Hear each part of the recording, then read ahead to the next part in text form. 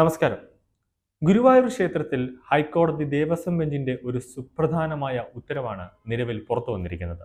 അതായത് ഗുരുവായൂർ ക്ഷേത്ര നടപ്പന്തലിൽ വീഡിയോഗ്രാഫിക്ക് നിയന്ത്രണം ഏർപ്പെടുത്തിയിരിക്കുകയാണ് നിലവിൽ ഹൈക്കോടതി. ഇനി മുതൽ വിവാഹ ചടങ്ങുകൾക്കും മറ്റ് മതപരമായ ചടങ്ങുകൾക്കുമല്ലാതെ വീഡിയോഗ്രാഫി അനുവദിക്കരുതെന്നാണ് ഹൈക്കോടതിയുടെ കർശനമായ ഉത്തരവിൽ പറയുന്നത്.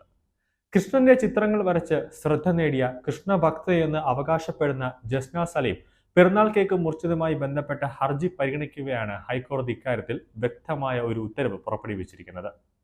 ക്ഷേത്രം എന്നത് ആരാധനയ്ക്കും മറ്റ് മതപരമായ ചടങ്ങുകൾക്കും വേണ്ടിയാണ്.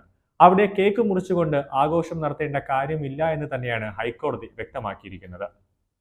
പിറന്നാൾ കേക്ക് മുറിക്കാനുള്ള ഇടമല്ല ഗുരുവായൂർ ക്ഷേത്രത്തിലെ നടപ്പന്തലെന്ന് ഹൈക്കോടതി ഓർമ്മിപ്പിച്ചിരിക്കുകയാണ്.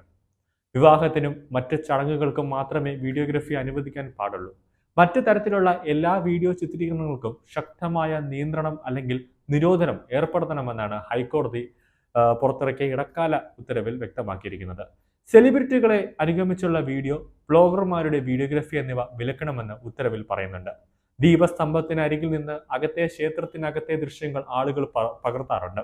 ഇത്തരത്തിൽ ദൃശ്യങ്ങൾ പകർത്തുന്നത് വിലക്കണമെന്നും കോടതി നിർദ്ദേശിക്കുന്നുണ്ട്. ഭക്തർക്ക് തടസ്സമുണ്ടാകുന്ന ഒരു കാര്യവും ഗുരുവായൂർ ക്ഷേത്രത്തിൽ ഉണ്ടാകാൻ പാടുന്നതല്ല. ഇത്തരം വിഷയങ്ങൾ ഗുരുവായൂർ ദേവസ്വം ബോർഡ് ശക്തമായ നടപടികൾ എടുക്കണം. ആവശ്യമെങ്കിൽ പോലീസിന്റെ സഹായം തേടാമെന്നും കോടതി വ്യക്തമാക്കുന്നുണ്ട്.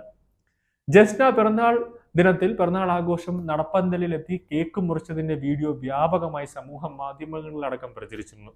പിന്നാലെ ശ്രീകൃഷ്ണ ജയന്തി ദിനത്തിൽ ജസ്ന ഗുരുവായൂരിലെത്തി ഭക്തരുമായി വാക്ക് തർക്കത്തിൽ ഏർപ്പെടുന്നതിന്റെ ദൃശ്യങ്ങളും സമൂഹ മാധ്യമങ്ങളിൽ പ്രചരിച്ചിരുന്നു. ഈ രണ്ട് സംഭവങ്ങളുടെ പേരിൽ രണ്ട് ഭക്തർ ഹർജിയുമായി ഹൈക്കോടതിയെ സമീപിക്കുകയായിരുന്നു. ഗുരുവായൂർ ക്ഷേത്രത്തിലെ പാരമ്പര്യവും പവിത്രതയും നിലനിർത്തണമെന്നാണ് ഹർജിയിലെ ആവശ്യം.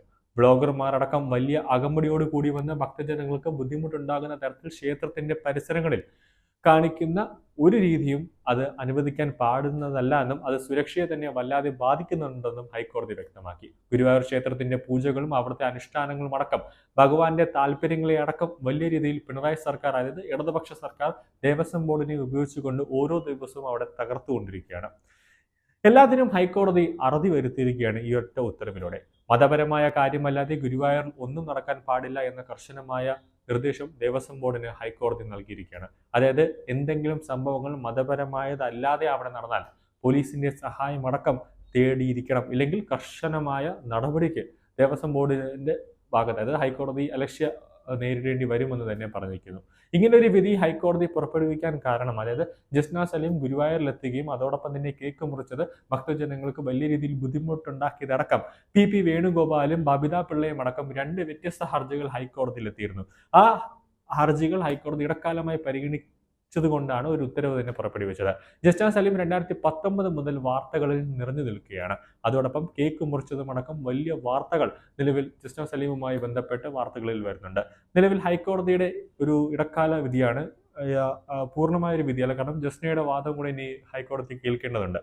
ജസ്ന ജിഹാദി ഏജന്റ് ആണെന്നും സുരേഷ് ഗോപി അടക്കമുള്ള BJP നേതാക്കളെ ഹണി ട്രാപ്പിൽ പെടുത്താനുള്ള ഒരു നീക്കമാണ് ജസ്ന നടത്തുന്നതെന്നടക്കം ചിലർ പറയുന്നുണ്ട്. ഇതിന്റെ ഭാഗമായിട്ട് ചിലർ ജസ്നയെ അയച്ചതാണെന്നടക്കം മുതിർന്ന മാധ്യമപ്രവർത്തക ശ്രീല പിള്ള ജസ്നയുമായി ബന്ധപ്പെട്ട് ഒരു അന്വേഷണം, അതായത് ഒരു ഇൻവെസ്റ്റിഗേഷൻ ജേർണലിസ്റ്റിന്റെ ഭാഗമായി ശ്രീല പിള്ള ജസ്നയെ കുറിച്ച് കൂടുതലായി പഠനം നടത്തുകയും അതിൽ കുറച്ച് ഞെട്ടിക്കുന്ന വിവരങ്ങൾ പുറത്തു വരികയും ചെയ്തിട്ടുണ്ടായിരുന്നു. അപ്പോൾ ആ ഒരു ഇതിൽ വെച്ചിട്ടാണ് ജസ്ന ഒരു ജിഹാദി ഏജന്റ് ആണോ എന്നടക്കമുള്ള ഒരു കാര്യങ്ങളിലേക്ക്, ഒരു സംശയത്തിന്റെ ഇതിലേക്ക് ഇപ്പോൾ എത്തി നിൽക്കുന്നത്. അതുകൊണ്ട് തന്നെയാണ് ഹൈക്കോടതിയും ഇവിടെ അന്യമതസ്ഥർക്ക് പ്രവേശനമില്ല എന്ന രീതിയിലേക്ക് കാര്യങ്ങൾ, അവിടെ വലിയൊരു ആഘോഷം ഗുരുവായൂർ ക്ഷേത്രത്തിലേക്ക് പാടില്ല, അവിടെ അമ്പലമാണ്, ഭക്തി നിർഭരമായ കാര്യങ്ങൾ മാത്രം മതി എന്ന രീതിയിലേക്ക് ഹൈക്കോടതിയും ഒരു കർശനമായൊരു ഇടക്കാല ഉത്തരവ് പുറപ്പെടുവിച്ചത്.